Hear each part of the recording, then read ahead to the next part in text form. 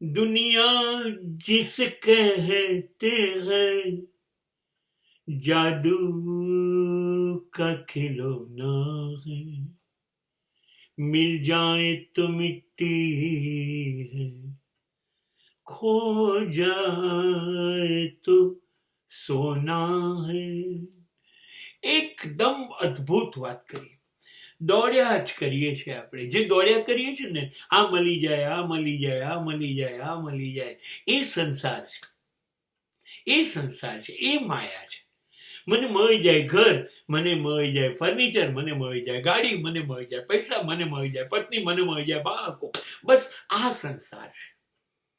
અને હવે બહુ ઈમાનદારીથી બોલજો તો, મળી ગયું પછી એ ઘરમાં કેટલી વાર બેઠા, વર્ષ પછી ગાડીનો ચામ કેટલો રહ્યો, અને પત્ની ખાલી વર્ષગાંઠ ઉજવવા, લગ્નતિથિ ઉજવવા માટે રહી કે બીજું કઈ રહ્યું? મિલ જાય, જે મળી ગયું એની કોઈ કિંમત નહીં. મિલ જાય તો મિટ્ટી હે. જે મળી ગયા, મા બાપ બહુ સરસ, તો એ માટી, એની કોઈ કિંમત નથી. પત્ની મળી ગઈ તો એ માટી, પતિ મળી ગયો તો એ માટી થઈ ગયો.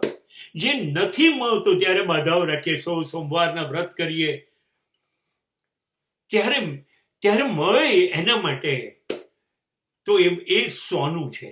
બસ ઈશ્વર અને સંસારમાં આટલો જ ફેર છે.